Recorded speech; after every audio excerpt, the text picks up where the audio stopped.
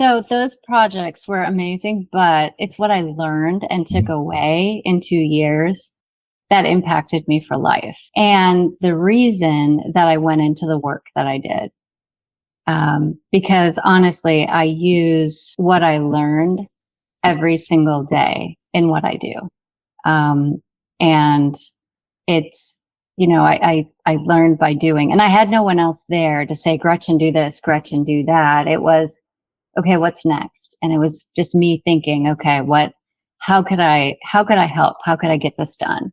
And then at times, in all honesty, the villagers saying, we don't do things like that. Like, no, we don't do things like that. And having them push back, and then me saying, okay, all right, so what do I do?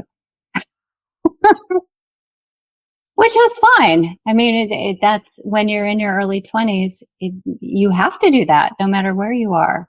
It's okay. If you want to know how to successfully manage change in an organization, then this is the episode for you. I'm joined today by Gretchen Villegas, who is an international development executive, has worked for organizations ranging from the Peace Corps to the private sector and NGOs in between and all sorts, and has worked in places from the Amazon and Suriname to Latin America to East Africa and more besides. Today we'll be hearing some of the remarkable stories, projects, lessons that Gretchen has learned in those many far-flung places. We're going to talk about the role and importance of knowing your purpose and finding your passion, both in life and in career. The role of happiness at work and why more managers should be paying attention to it. And of course, what all of this has to do with change and achieving it successfully, whatever your organization may look like. So many great stories from a career so far in so many interesting places, and some really important and meaningful lessons there as well for leaders the world over. So stick around and don't miss out.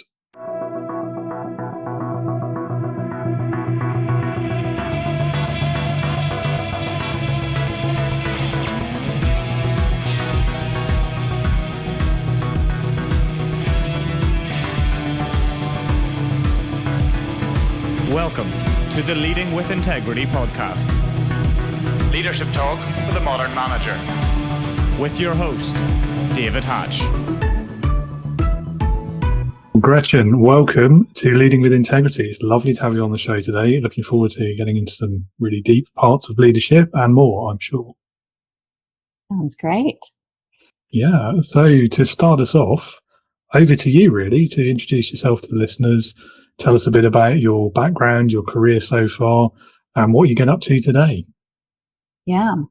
Well, my name is Gretchen Villegas, and I currently live in Arkansas in the United States. I live here with my parents who retired here and my 3 daughters. We lived abroad actually for 15 years before coming back to the United States. I was managing U.S. government projects through contractors. So I was working for the likes of Land O'Lakes, yes, the big butter company, if you know the big cooperative, as well as the National Cooperative Business Association. I was in Latin America and East and Southern Africa. So if you know where Colombia is, as well as Malawi, Tanzania, Kenya, and Uganda. Those were the places where I was with my family. So my kids are third culture kids. They grew up basically abroad before coming back, which they always tell me they love to be able to tell everyone that. Because their friends were from all over the world. But I really enjoyed that because right after I finished my bachelor's degree, I was able to go into Peace Corps and go abroad, which was a great opportunity to start my career.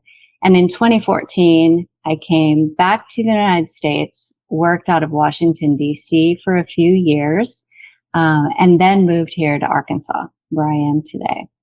I worked at Heifer International for about 5 years in the executive team. Great team at Heifer International. and worked with a CEO who came in from Coca-Cola. So there was a big switch from looking at kind of a charity model and moving that charity model into more of a market-driven approach from a private sector perspective, which was an amazing 5 years, truly for me, of working along with that CEO and executive team, and really being part of that change over that 5 years. Great mentorship, and an opportunity to just experience lots of new learnings for myself and to be part of that for the different teams within the organization. And most recently, I took on a position as CEO of a small NGO out of Pennsylvania, helped a family run NGO since 2004, evolve its model to be more relevant to today so that it could take on funding from bigger donors, such as the US government and larger foundations such as MasterCard, Gates Foundation, Rockefeller, and the like. And today, that foundation is still doing well, and it is now gone back to the family. And I am currently setting up my own business and looking for consultancies where I can help others who want to either branch out their corporate social responsibility or build out their B Corps so that they have more growth, or work with nonprofits that want to increase their revenue. So if you're looking for more strategy or you're looking for more impact, I'm able to come in and kind of help you think through that, and not only think through more impact, but actually help you figure out how to do it and how to execute it and find those funds. So David, that's where I am. Wow, yeah, so quite a long list. Yeah, so what made you take the leap, as it were, into the private sector? The private sector. Well, what I understood going through my journey, and I have been working on the nonprofit side, is that when I was working the projects, I always had to reach out to the for-profit to ask them for leverage and support, because the nonprofit funding I was able to unlock through the US government or foundations was limited unless I could unlock funding from the corporations or the foundations. And so I had, for example, I had worked with one large corporation to unlock $35 million of funding towards a project. And that corporation had to be the lead. They had to be the prime lead on the proposal, or we wouldn't have been able to unlock it. They agreed to do that, but they had never done it before. And so I and my team went ahead and worked with the corporation, and it was an agriculture corporation that had gaps in their value chain. It was a poultry value chain with feed, inputs and feed. We helped to unlock that, and we were able to bring in $35 million, help them set up ways to manage it. But then our nonprofit became a grantee underneath that private sector partner. And at the end of the day, the whole package, was up in, around $50 million. So it was amazing where what you can do is you can actually bring more resources together. So in learning that, I realized how much more impact you can actually have when you're bringing consortium partners together. And to be honest, at this point in my career, I truly believe when you're looking at something like sustainable development goals, like we were talking about, when you put private sector first, and when you think like private sector, and how they think, right? How to get things done, how to create wealth and leave it in the community. That's when we're going to start breaking through on some of these global challenges. We need private sector to help make everyone accountable to get things done. And that's why I want to help private sector bridge that gap. I want to bring them into the fold. Yeah, I mean, it makes sense to me. I don't know how the kind of the funding landscape works in the States, but certainly in the UK for a while now, there's been a big emphasis on commercialization and private company led sort of projects. And I think a big part of that is it's about sustainability, but not perhaps the kind of sustainability we might naturally think of when we're thinking about these kind of projects, but it's more about is the service or the product or whatever it is that results that makes things better or does the good, is that going to sustain commercially? Because if not, then it will stop happening, and then we've lost all of that good that it's doing. So yeah, it's an interesting one. Yeah. And you're right. So it is commercially sustainable, right? Mm-hmm. But also sustainable for the land. You're completely right. It has to be good for people and planet, right? For the climate, it has to be. And most of your expertise, where do they sit? In the private sector. So you're right. So that's another reason to bring in that expertise. Indeed.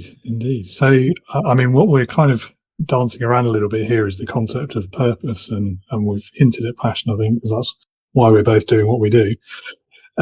So, I mean, a kind of a wider question, I guess, and it's an issue that's certainly, particularly since sort of the COVID years and the Great Resignation and quiet quitting, all these kind of things, we're seeing, I think, or have seen, maybe it's past tense now, a shift in people's priorities at work. And so purpose is getting a lot of attention even now.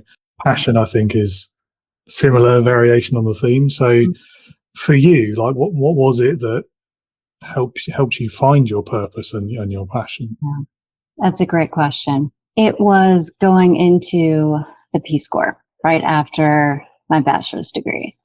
And how I ended up there was during my bachelor's degree, they couldn't keep me on campus. So I went to a college in Iowa where you could graduate by being on campus literally one semester.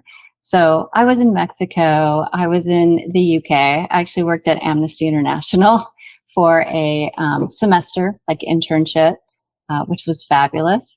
Then I went to do an ethnographic research project in the Basque Country. Then I went to Granada, Spain at the university for a semester.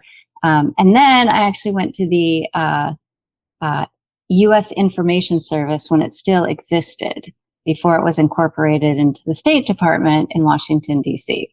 So I did all of those things and got credit for them, graduated actually early. And when I was graduating, I went to my advisor and I was like, okay, well, like, what's next? Because I was kind of on a track to go into law school, and I'm like, and my professor said, well, you kind of have two things you can do here. You can go get a degree in travel. I think he was kind of laughing at that one.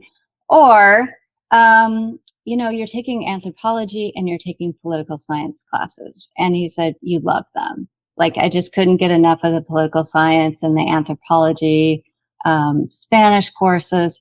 And he said, why don't you think about the Peace Corps? Because you like the multicultural, you like to work, you like hands-on, what about, development? Have you thought about that?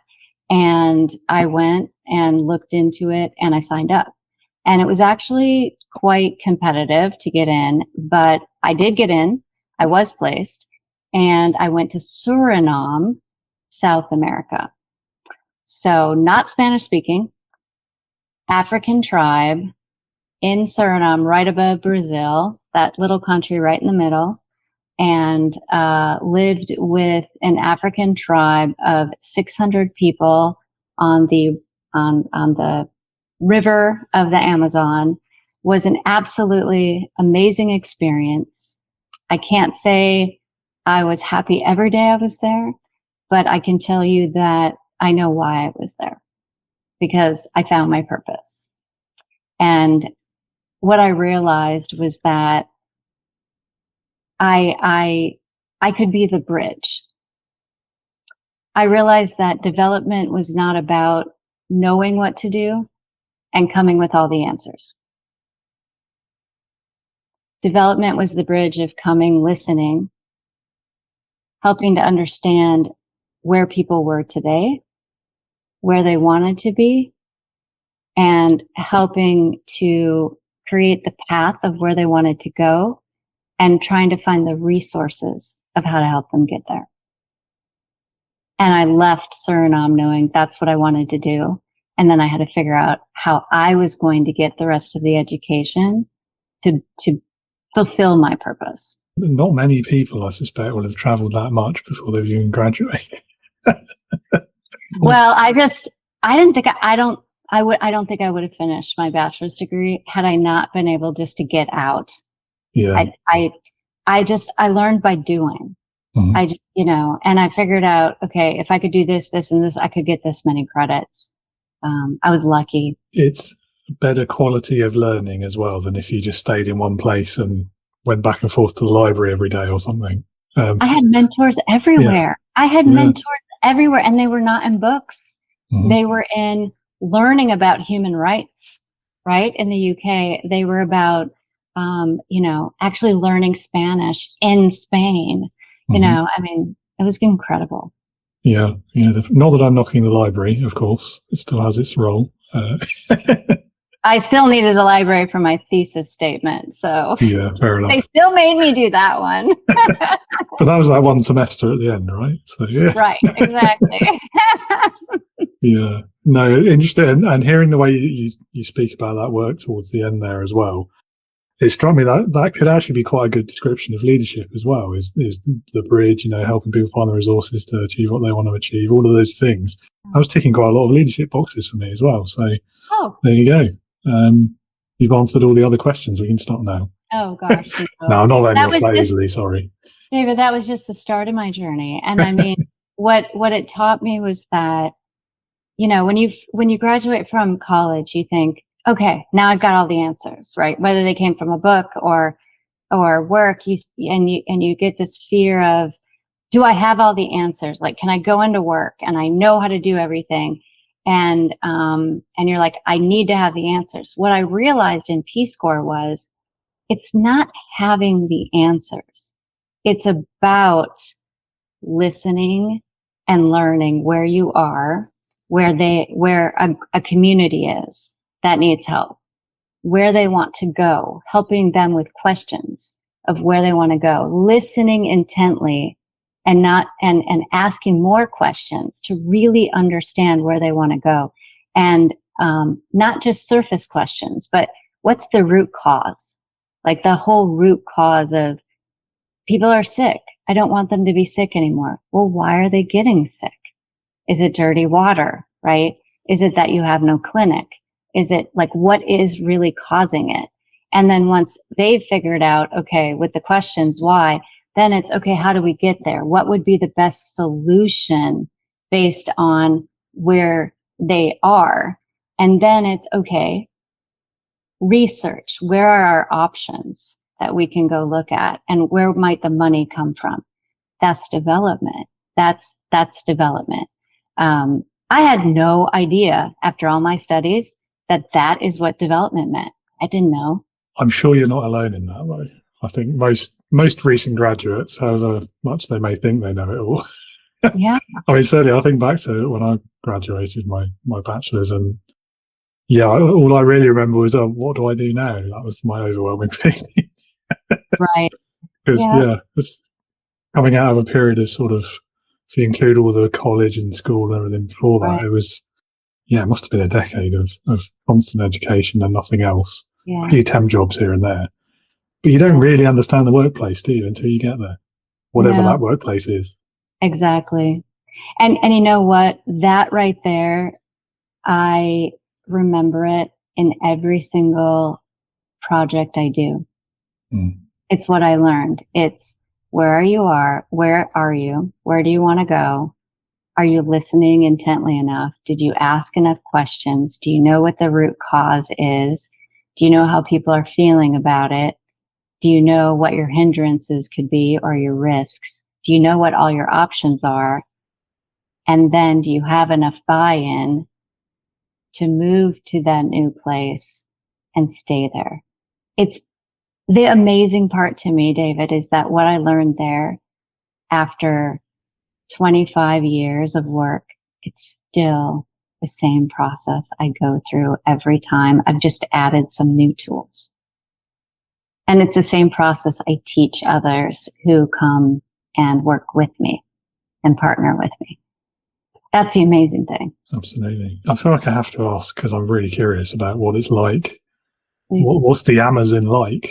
Like, is it? Because it's very difficult if you've never been there and not Right. been to that part of the world. And you read loads about it in the context of climate change and deforestation and all of that sort of thing. But how much of that is accurate and how much of it is just the media sensationalizing it, for example? Well, I think that is happening in certain areas. So I think there are certain areas in the Amazon that everything that you saw on TV, the leveling of it and whatnot, is happening. Where I was not. Suriname is, for the most part, protecting the rainforest around the Amazon, because that's where all of the African communities are located. And without that rainforest, they're not able to eat because they hunt. They're not able to plant their food crops because that's where they eat. They eat from the land. They hunt from the land. And it's protection from the sun. So, the cover protects from the sun, really protects from a lot of the animals, because the clearing keeps animals, that would hurt people out. They need to be able to hunt their food. There's not a lot of work because it's you basically go from the city into there's no road going into the bush. So you stop at the river, you get out of the car, and you get into a dugout tree log. There's a motor on the back, and you're told, take off your shoes, because if we flip, you will have to move quickly or the piranha will bite your toes off.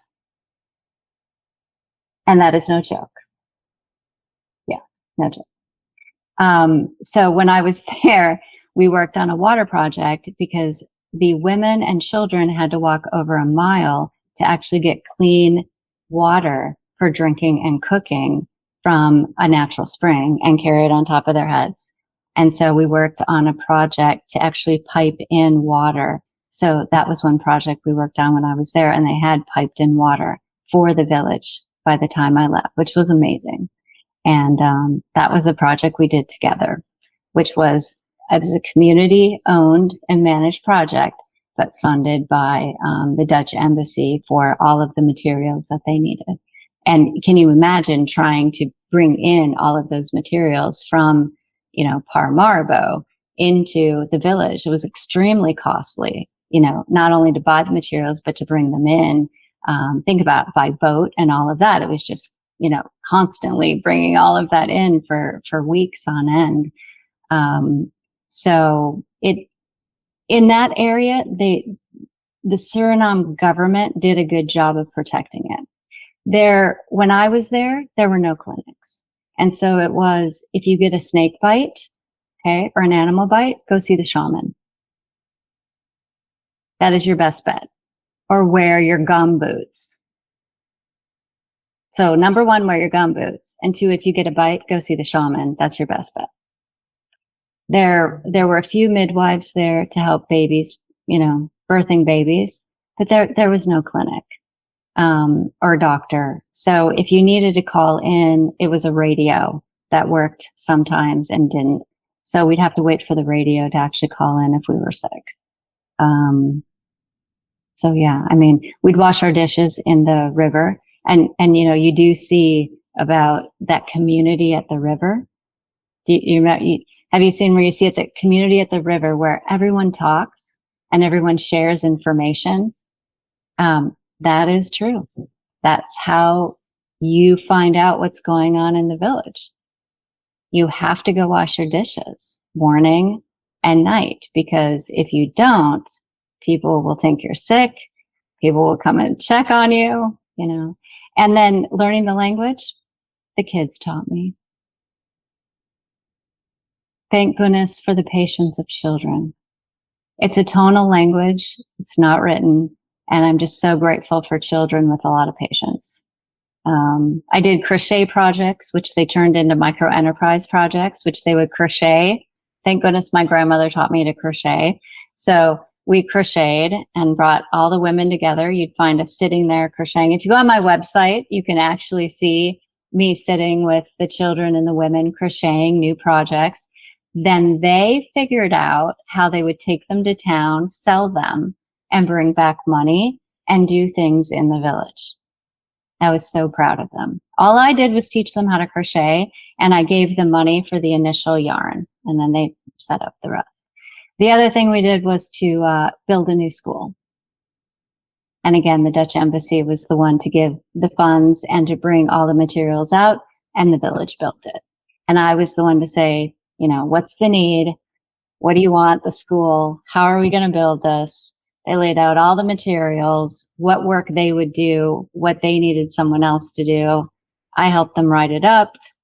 And then I went into the Dutch embassy along with the village leader. I prepped the village leader to present. The village leader presented.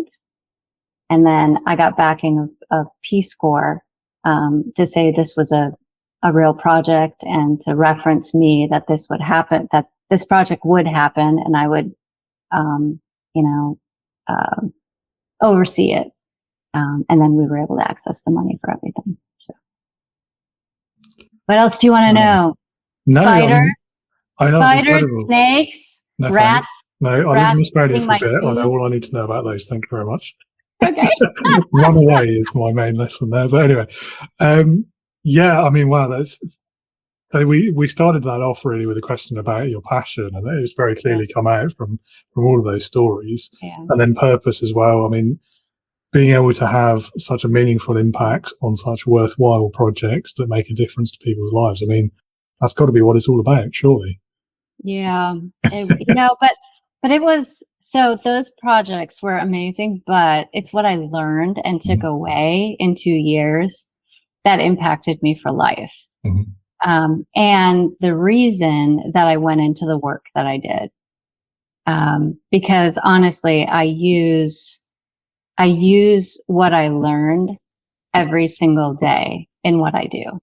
And it's, I learned by doing, and I had no one else there to say, Gretchen, do this, Gretchen, do that. It was, okay, what's next? And it was just me thinking, okay, how could I help? How could I get this done? And then at times, in all honesty, the villagers saying, we don't do things like that. Like, no, we don't do things like that. And having them push back, and then me saying, okay, all right, so what do I do? Which was fine. I mean, that's when you're in your early 20s, you have to do that no matter where you are. It's okay. Yeah, I think it's understanding the local culture and the way they do things, isn't it? Yeah. I think that's important in anywhere you go if it's not what you're used to. Right, exactly. Yeah. And getting comfortable with it. Just really be comfortable with everything being new. And I think that's why I was okay going into new countries, because I showed up in new countries with my family, without an office, without staff, without anything. And I just had to figure it out. And it was literally saying, okay, what do I need next? How do I get there? What do I do? And I have people asking me, like, how do you show up in a new country without anything? I said, well, you show up and you just create it out of nothing. You figure it out. You find people to help you. You ask questions. Yeah, one way or the other. Right. you don't have a choice. You have to figure it No, out. absolutely. Yeah. And that's the fun of it. That's the challenge, right? It's the fun of it. Yeah, fair enough. I can see that. Yeah. Not sure I'd do it, but I can understand it at least. Oh, gosh. Okay, so I mean, my next question is going to be, once you'd found what your purpose and passion were, how did it change your approach to life and your career? But I think you've already answered that, really.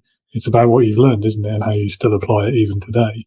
But is there anything you'd like to add on that? No, I think one thing I did do kind of strengthen my abilities was I went to the School for International Training for a master's degree when I returned. And the reason I chose that school was because it was great for returned volunteers, Peace Corps volunteers, because you had to have an experience before you entered this master's degree. It's what I call an alternative MBA, because you basically were expected to know, because they fast tracked through, spreadsheets for budgets, writing proposals, that kind of stuff.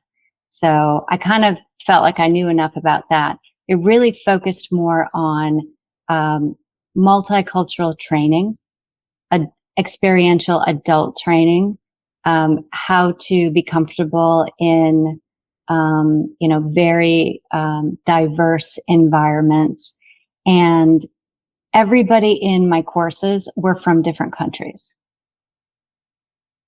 So we were actually training each other.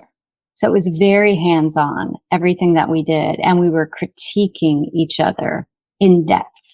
And I think that was then kind of the second step of more in-depth and becoming more professionalized at what I had learned and digging deeper into how to find root causes, how to find, and how to pitch it, right? How to pitch it to corporations, foundations, how to lead people, right? How to teach others from different countries who are adults, right? And how to really think through a full proposal and impact metrics, and how to tie impact metrics to activities in the right way, and do so from the perspectives of people from other cultures and different countries. So we had people there from everywhere, like literally there were from Asia, from Africa, from Latin America, from the UK,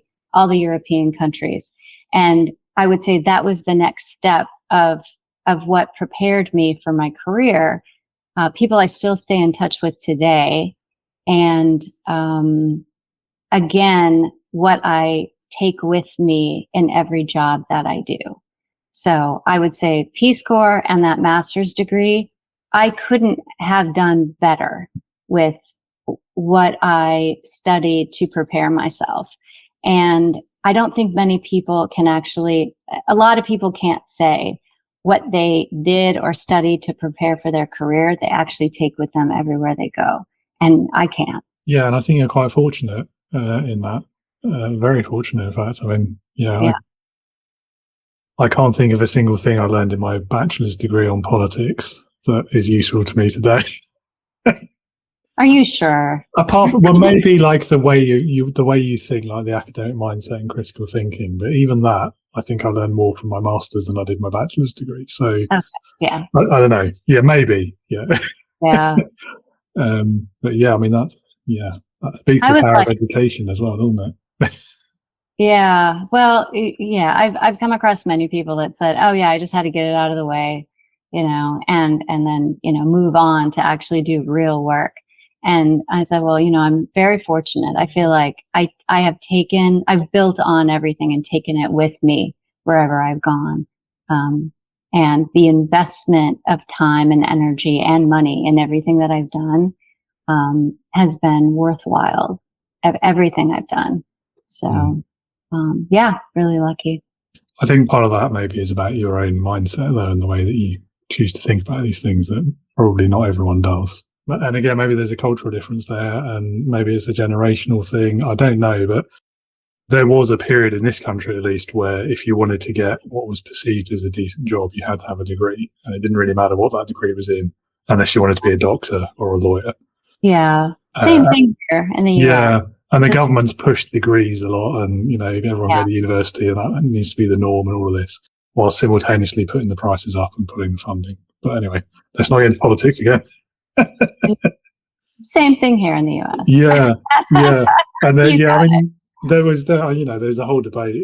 Not seen much about it recently, but during my early career, there was a whole debate going on about the way that a degree was being devalued, and as a result of all of this. And I wonder if that mindset is part of the problem. Is I didn't really do it because I wanted to, or because I was interested in the subject. I did it just because I had to have that box ticked if I wanted this kind of job. And that's unfortunate.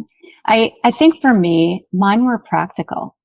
I think that's why I got so much out of it. I made them practical. They weren't ticking a box. They were practical. They were hands-on. They were experiential. And I knew that with my personality and the way that I was, the way I learned, I couldn't do traditional. Yeah. I mean, again, fortunate there, I think, to have that kind of self-knowledge at such a young age. Again, I don't think many people have that. Maybe that was it. But I definitely did not do traditional. I was very, as I say, my alternative MBA and my, graduating my bachelor's as I escaped campus. Interesting, though. Yeah, there's definitely lessons in there. Definitely. It can be done. Yeah, absolutely. Well, there you go. Okay, so the whole conversation around purpose and passion in the wider context of the workplace and even in leadership, I think the reason why it's so important these days is that it's linked to whether you're happy in life, certainly, but in your job as well, which tends to mean the same thing ultimately, doesn't it? Because if you're unhappy at work, you're probably going to end up being unhappy everywhere else too. So what advice would you offer then to the leaders, the managers in the audience who recognise that this is something that needs solving, and they want to be better at leading their team so that they are not just productive, which is what most people want as a manager, but also happy, and to achieve that in a way that isn't mutually exclusive? You need to find joy in your work. And you need to help those who you support at work, those who you supervise, right? You have to help them find joy at work. I've always believed that. You can't be productive if you're not happy. And you can't be, you can't do well and perform well if you're not productive. So what are some of the things that I've done? One thing that's really important is to spend the time. And I've seen this happen so many times when leaders are so busy that they don't spend time with the team together, right? They only do one-on-ones and saying, look, how are you doing on your job and what do you need from me? So only one-on-ones. That's fine. However, when you put a team together and you talk through what is our North Star, right? What's our mission? What's our goal? What gets us up in the morning and gets us excited about work? When you have created a North Star with your team, and if you're the CEO, you have to do it with your entire executive team, and then you have to go a layer down, and then you have to go a layer down, and then you have to go a layer down. That is your job as a CEO. That's it. And if you're not a CEO and you're a head of a department, that is your job as a head of your department. So let's say you're head of a department. You take your department and you take your executive leaders of that department, and that's where you start until you end up with your entire department. And you create that North Star for your department, which is underneath the entire organization. And whether everyone else is doing it or not, it doesn't matter. And this is what I have done in every single organization I've been at, whether the CEO and other department leads are doing it or not. And you don't tell them what the North Star is. You give them the parameters of what everyone else is working in, and you have the team actually use the parameters and define out what that North Star is, right? And let everybody map out how their work contributes to that North Star so that everybody can understand what their contribution is and what is exciting to them. Now, as they're doing that, and you see, okay, this is just checking the box. There's nothing really exciting here. Okay. Then you have to dig a little deeper. And one thing that I normally do is then the next step is let's draw your lines to all the other functions in the organization. Who else are you talking to in the organization? What your work is linked to? Are you linked to a communications function? Are you linked to product management? Are you linked to the new business function? Are you linked directly to the CEO on this project? What is it you're linked to? Okay. And is there some spark of interest and excitement there? Okay. Now, if you're seeing that 2 people are linked to special projects and that excites them, you know that you've got some daily work that have to get done and 2 exciting things. So you can really bring people together and say, okay, let's talk about the exciting things that you've been working on and really bring that out and give them a platform to shine. And if you've got 2 people that are being left out and they don't have something to shine and they're excited about, look for something that you can pull together as special projects, as something you can elevate. And I have actually in the past looked for creative opportunities to bring forward inside a department to get something done, maybe a little earlier, or maybe something that their ideas. So we've generated ideas of things that maybe wasn't on the timeline for the CEO, but we put on our timeline to get people to work together on partner projects to feel good about and to find excitement with. And that has made a huge difference. The other thing is creating platforms to recognize that work. That makes a huge difference. So number 1, don't just do one-on-ones. Number 2, let people collaborate in a matrixed way. Number 3, do not have people work in isolation. That is the worst thing you can do for people. Let them converge around a North Star and let them be part of something more global and give them credit where credit is due.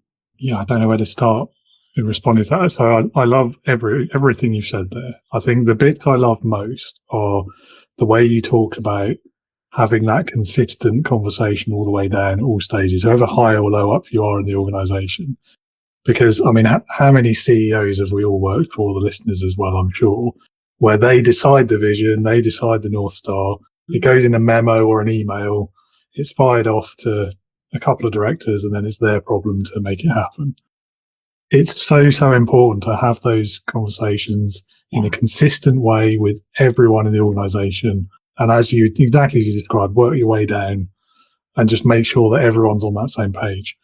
And then the second thing that I love most is you don't set it and impose it upon them. You give them the parameters and then they tell you, this is what we're passionate about.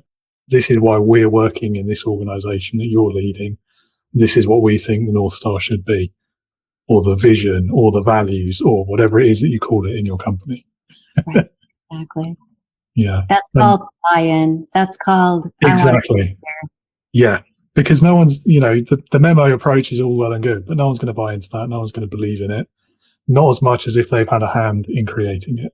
Exactly. And that I think is one of the more difficult tricks of leadership. Yeah. Well, it takes time. It does. Need to dedicate. If you really care about getting something done the right way, you have to take the time. You have to take the time to do that and show that respect to the people who are working for you, or you will lose your good people. Exactly.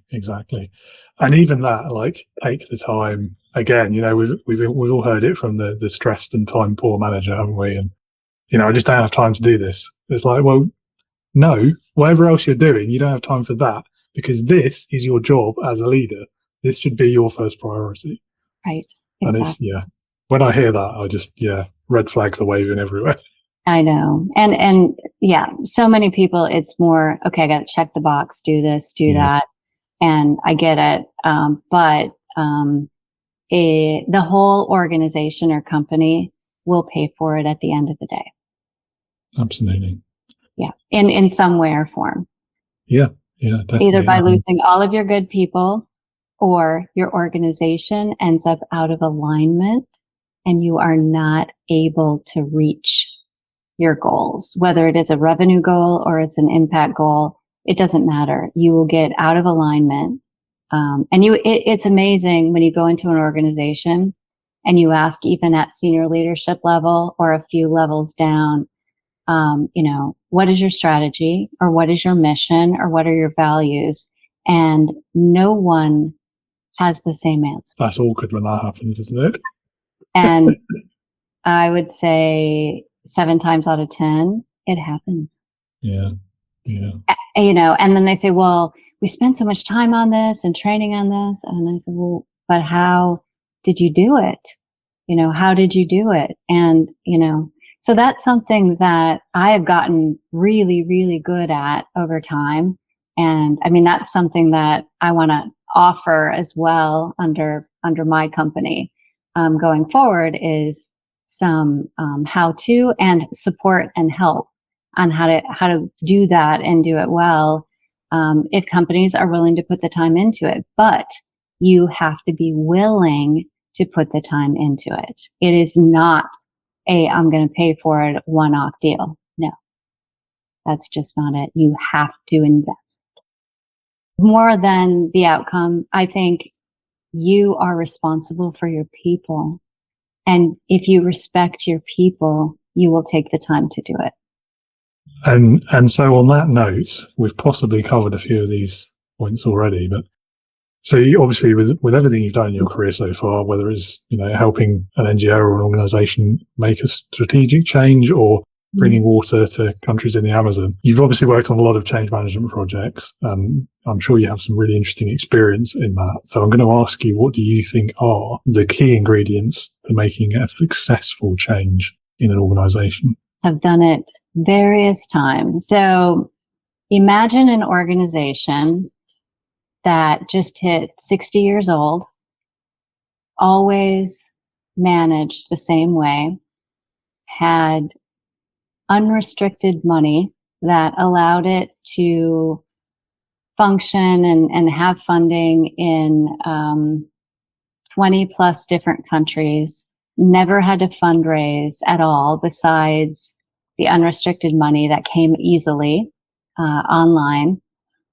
So never had to write proposals or do anything like that. Never had to track metrics, right? Or anything like that.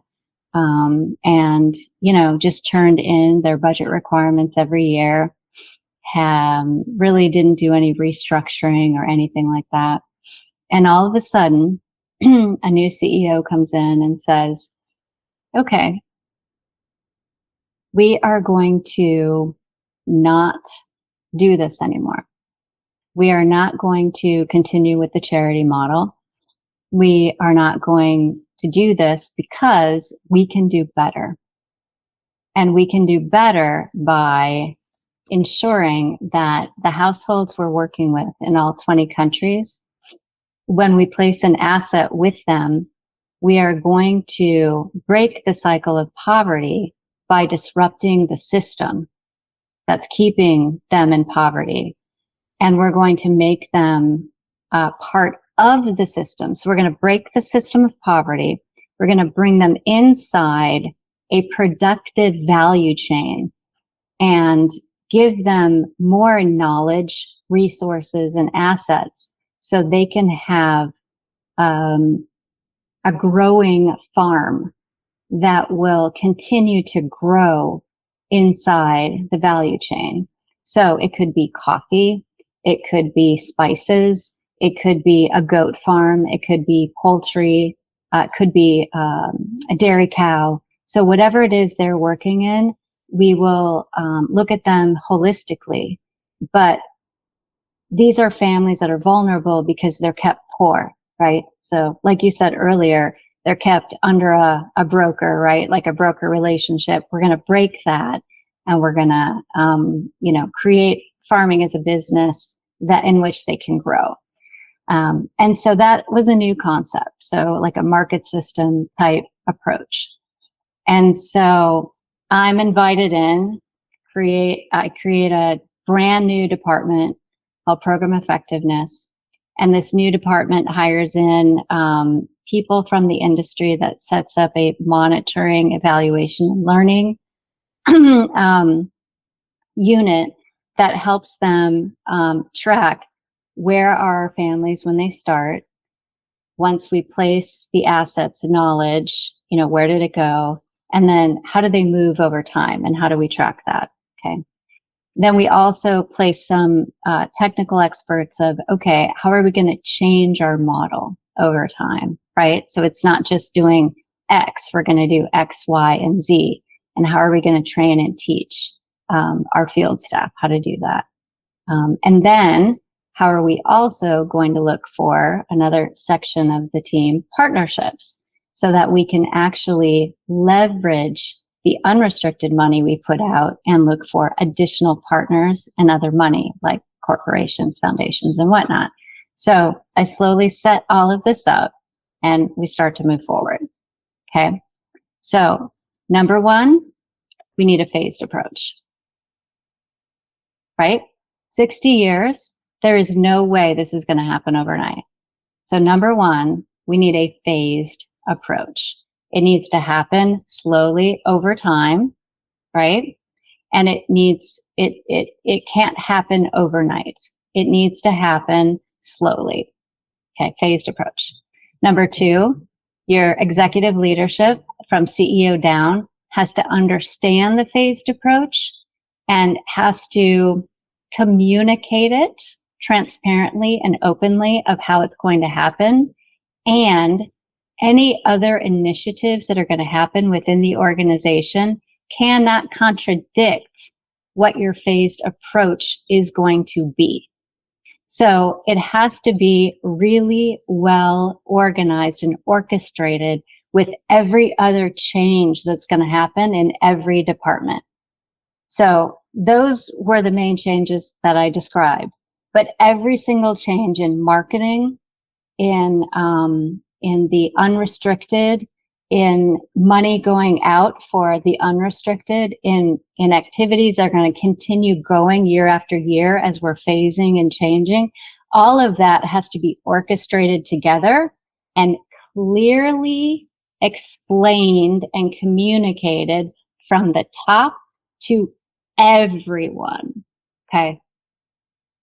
Right. So that was the first thing that was done. We first figured out what change was going to happen in the phased approach, took it to the top. We all agreed on it.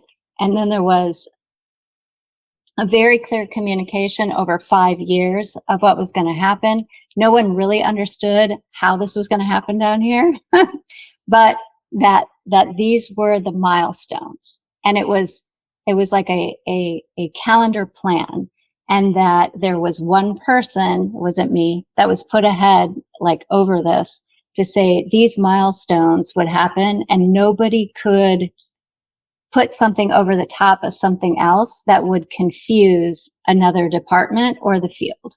Okay. Because when you've got too many things coming at you, you can't keep one thing moving forward.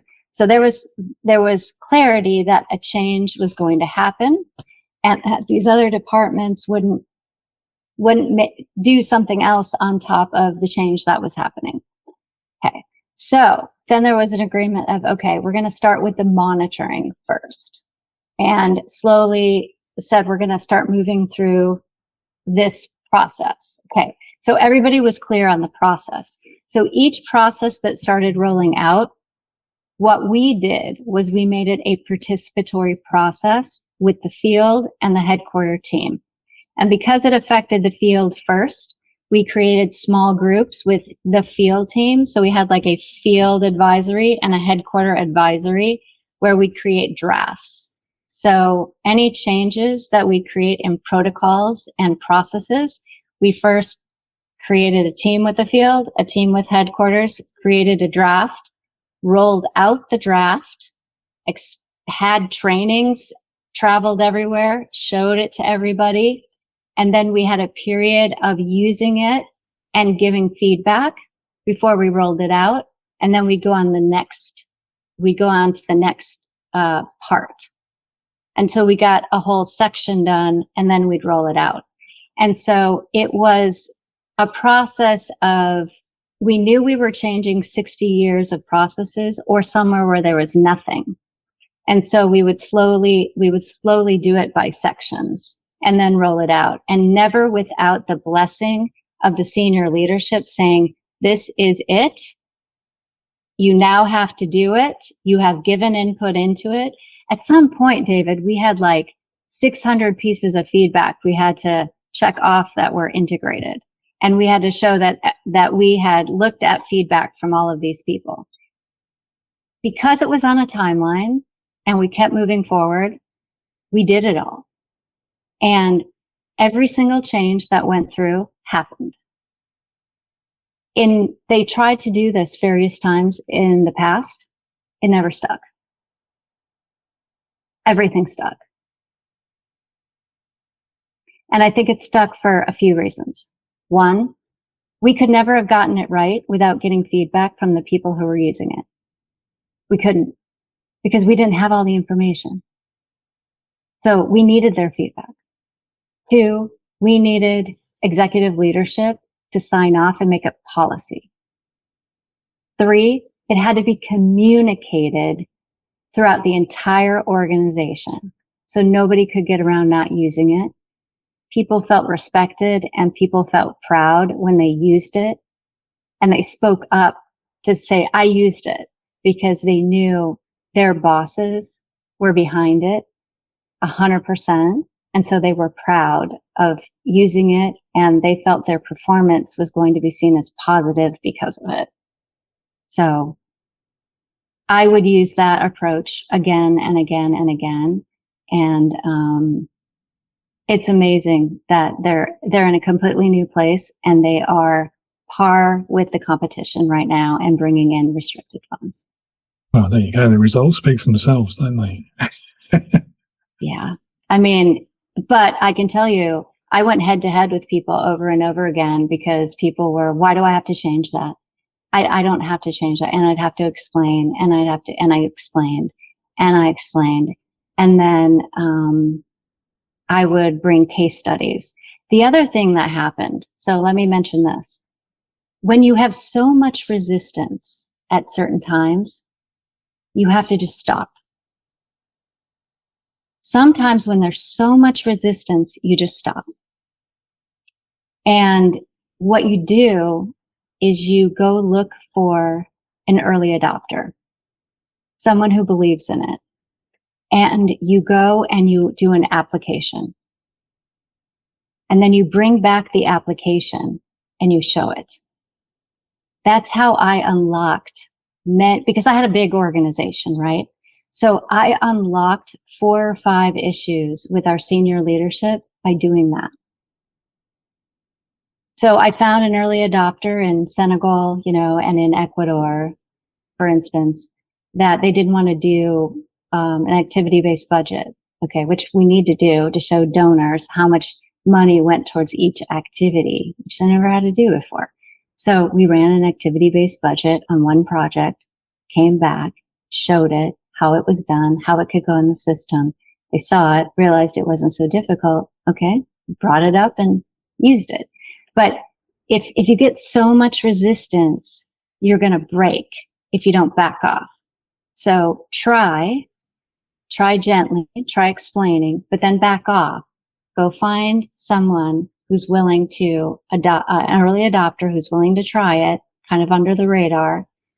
Try it, get your lessons learned, fix it if it needs to be fixed, and then bring it forward and have that person that did it explain it. And then usually it will get adopted because you applied it already. It works. Yeah, I was going to ask the follow-up question about how do you handle resistance to change, but you've preempted me. Obviously, you know change so well. But Well, things are always different, but I'll tell you, this was tough. I mean, I would say I learned a ton in these 5 years of how to manage change.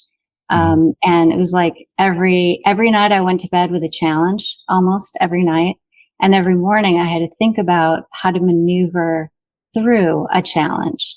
And it was always different because you're talking about a 60-year organization that never had to change. Mm-hmm. You're talking about a private sector approach now to programming and the fact that they're withholding money from these countries because they want change to happen. And lots of change happening.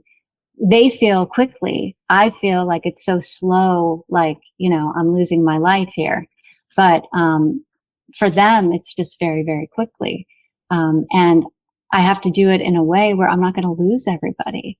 And I didn't lose anybody. Yeah. And I think it's because of the way you've handled it, particularly that resistance piece. Cause I mean, being the change advocate, it's very easy, isn't it, to sort of lose sight of the people in the process. And as soon as you meet that point of resistance, you just think, right, I've just got to keep hammering away until I get through this wall. Right. Yep. But exactly as you said, often, usually, every time probably, that's the worst thing you can do. It is the absolute, because here's the thing, people see what you do. And if people see that you're just going to hammer away at it, then they're going to do the very same thing.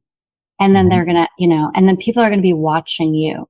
So if you take a different way through, they're not going to be so adamant at resistance next time. In fact, they may be the ones saying, okay, let's try it together. Because they know you're going to go find someone else to try it through, and so I've had people say, okay, Gretchen, I know you're going to go just find someone else to try to figure this out with. Let's just do this together.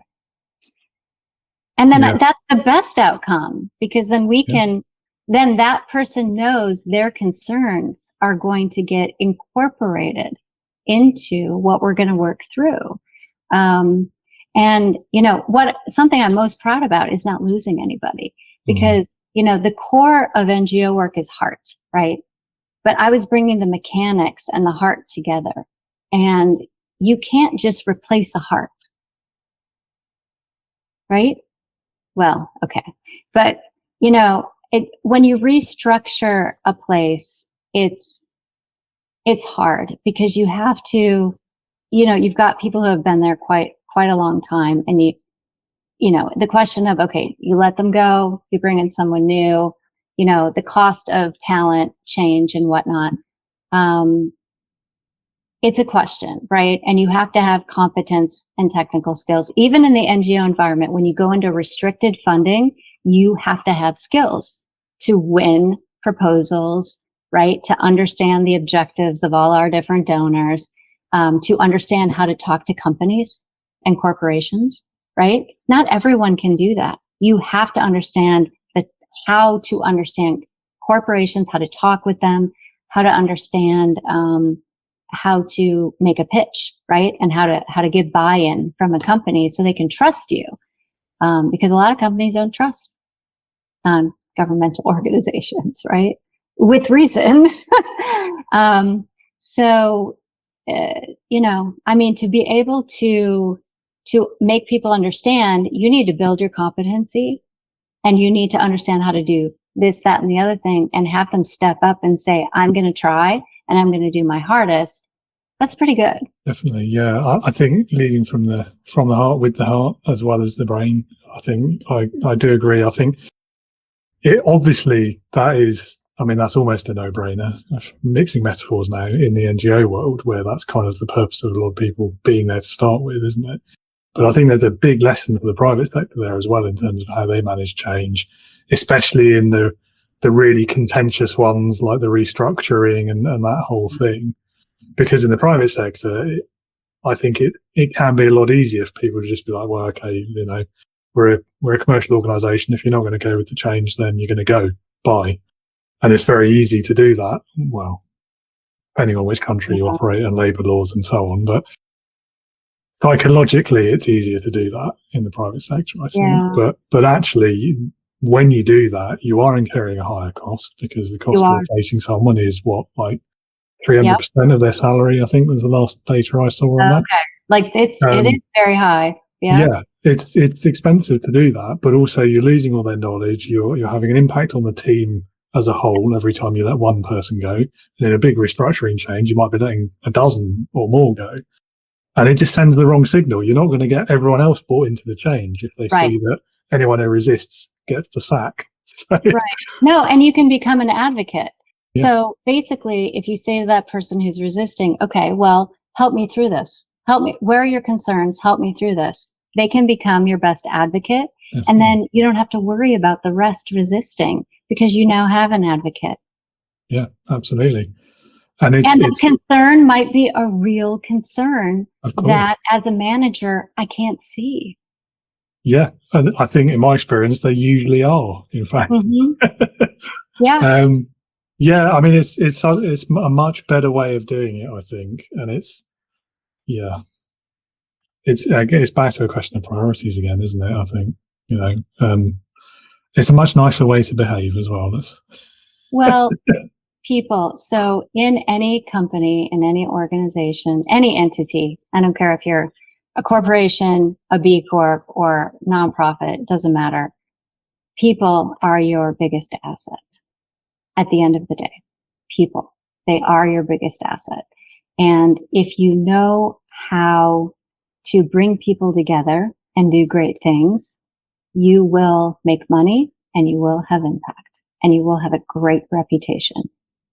Bottom line. 100%. Yeah. And it's not all about HR. It's not. I think it's about treating people and the management and giving people, as you rightly said, purpose, and giving people the purpose, the passion, and a want to be there. Because my understanding too now is that people will stay for a team and for a manager that respects them before they'll jump to go get a higher salary, and because it means something anymore. Yeah, I'd like to believe that as well. I think as times get more trying economically, that becomes less true, perhaps. Yeah. But certainly there's going to be a baseline level, isn't there, of if you're paying them enough that they feel they're being valued, then definitely. Well, and benefits. I mean, if you're offering benefits and a great environment and an enabling environment of empowerment, and I think that's what managers can do too. If you give everyone something that gives them joy and they feel empowered, like they're learning something new, something that empowers them, that they feel they're learning and they're growing as professionals and as individuals, they have some kind of flexibility that they need for their family or their education and growth. That empowerment speaks. That empowerment, that flexibility, those benefits, like for healthcare and whatnot, really speak to, how you feel about your employees. And I have spoken to various people recently who have said, I will never leave a company because the benefits are just too good. And I know that I will always be taken care of. Because if I take a chance and go to another company, I don't know what's going to happen. Yeah. So. Yeah, I'm sure that is true, definitely.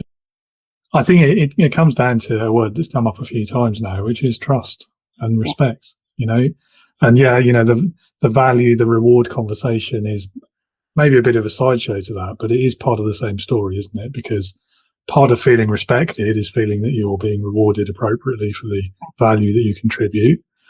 Part of being trusted is that you're empowered and given the autonomy to do your job in the way that you think is best. And you're not constantly being micromanaged.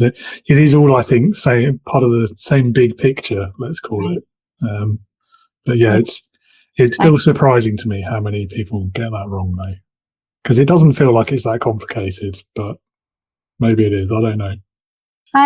Well, there are different ways, that companies' culture and managers' way of working are definitely. And I've worked for both. I've worked for people who are very empowering. I've worked for people who are just plain hands off, which is not good either. And yeah, no. And then I've worked for people who are such terrible micromanagers. You feel like you're suffocating. And, it's just finding the right place, and creating the right environment. And I think it's, you never know either until you get in somewhere and see what it's like. I just hope that no matter what I'm doing going forward, I can help create that enabling atmosphere that provides joy, provides direction, empowerment, and gives people the tools to do what they do best, right? And allow both a company, organization to thrive and all of their teams as well, because that's when everything goes well. I think there's something to be said as well for those kind of individual differences, aren't there? I think everyone's going to respond differently. Everyone's going to manage slightly differently based on their personality, their past experiences and all of that. But right. Yeah, no, I agree with you. And I have to say, I think based on this 2 hours talking to you nearly, I think you're very well placed to do exactly that for leaders in whatever organizations you end up working with. So, well, thank you. What's been your own best experience of being led? I was sent to Malawi. And when I was in Malawi, I was told you have a project from the U.S. Department of Agriculture. You have $2.5 million, but you can only have that $2.5 million if you can find a match of $2.5 million from a corporation. And of course I said, yes, I'll take the job. So I put everybody on the plane, went to Malawi. I had absolutely no idea where the money was going to come from.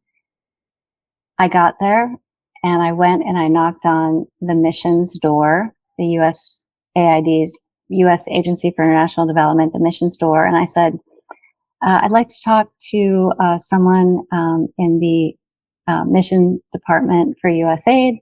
And the attaché came forward and I said, well, who can I speak to here? And they said, well, we have the economic growth officer.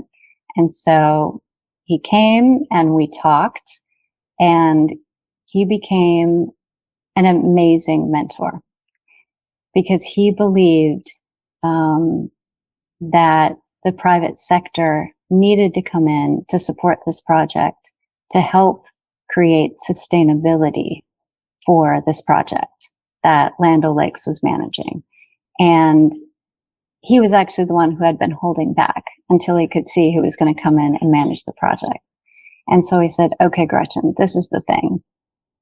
You're going to call General Mills, and General Mills is going to give you this money, but you're going to partner, and you're going to partner to create small, medium enterprises out of all the different enterprises that are needed with local input suppliers to make the dairy value chain sustainable locally. Are we good with that? And I said, absolutely. But I need your help. I need your partnership. He said, I'm there. I'm beside you. We'll call General Mills up. We're going to get that money in here, and you and I are going to make this happen. And we did. He taught me so much. I'm so grateful for what he taught me. And he has retired now from USAID, but I am so grateful for that experience because, again, to this day, everything I learned from him is what I carry with me. And he was before his time, meaning I got to do some of the work before my time, but he had my back with the U.S. government. And it is down in the books as one of the most successful projects before its time. And I'm so very lucky to have met him when I did. Yeah. Wow. Yeah, great story. And I'm just blessed. Yeah, I mean, it's a really great illustration of the power of mentorship as well, which again, I think is something that the private sector maybe doesn't quite. I mean, it's coming around. It's better than it used to be, but it's not quite as explicit as maybe it needs to be, I think. Yeah. Always be open. That's all I can say is always be open to anyone being your mentor, whether they're older, younger, whatever sector they come out of. Always be open because they're there. If you are open, if you have the attitude to let them in and help you and learn, they're there. Absolutely. And now it's time for my favorite question. Okay. It's called Leadership Heroes. Leadership Heroes. So if you had to pick one person, it could be anyone you like, they could be alive, dead, past, present, real, or even fictitious, if you like. But it needs to be somebody who, in your opinion, would perfectly embody leadership. Who would that person be and why? Well, it's, for me, absolutely Nelson Mandela. Okay. 27 years imprisoned. And yet his heart did not harden. He came out to become president and to abolish apartheid and to bring reconciliation to South Africa. I don't know how he kept his faith. I don't know how he was able to continue the work that he had set out that he wanted to do for South Africa, but he did. And he is a hero that I hope I can. I don't want to be in jail for 27 years, but I hope that if there ever comes a day that I am faced with something as traumatic as that, I can be as strong-willed as Nelson Mandela and still make all the right choices and do all the right things that he showed the world that he can do. Yes, he's quite a popular choice for this question, and I think the reasons why are pretty obvious. Okay. Yeah, but he's always one that comes to mind. He just has such a strong spirit, strong mind. Yeah, I don't know. Yeah, and I mean the change that he achieved. We've been talking about change for half the episode, haven't we? Yeah. And it's such a great example of achieving change in the right way. I think it's hard to say without knowing more about South African history than I do. Yeah. Yeah, I think some of the things that he said about leadership as well really stand out to me, like the role of the leader in danger versus safety and all that sort of aspect of it. So much to learn from him. I mean, and I think people will be talking about Nelson Mandela for forever. I mean, we haven't seen someone like him do something like this for quite some time. I think you're probably right. It'd be nice to think that's because the times haven't called for it, but I'm not sure that's true. I hear you with that one. Yeah. Well, anyway, either way, great choice. Thank you. There's only one other small thing that I always ask at the end, and that is if any of the listeners would like to learn more about you, perhaps get in touch, hear more about your business, or if anything that they've heard today, they just want to know more, how can they get in touch with you and learn more? Yep. So my website is www.gretchenvillegas.net. And on there is my email address, my phone number, and everything. Yep. Just reach out to me and I can provide lots of information. I'll pop that website in the show notes as well so people can find that easily. Awesome. Lovely. Well, that's all we've got time for. Thank you, Gretchen, so much. It's been such a wonderful conversation. I've learned so much. It was really interesting hearing about your career history as well. So, what a remarkable career it's been too. Thank you. It's been a pleasure, David. And please stay in touch. I'd love to stay in touch. For sure. Likewise. All right. Take care. Gretchen, thank you again so much for your time today. Wonderful meeting you. Loved our conversation. I know I say that every week, listener, but it is true every week as well. And to the listeners, thank you for being with us. I hope you got loads of useful knowledge out of that conversation. Don't forget to visit the link in the episode description, learn more about Gretchen and her work, and I'm sure she'd love to hear from you as well. So do reach out if you'd like to learn more. You can now join the Integrity Leaders online community. If you are a new or struggling leader, whatever size or shape your organization takes, whatever the struggles or challenges that you're facing as a leader may look like, come along, join the community, benefit from a network of other leaders, as well as our regular sessions, workshops, other content as well, and of course, early access to this podcast every week. You can now join for 50% off because you are a listener of the podcast.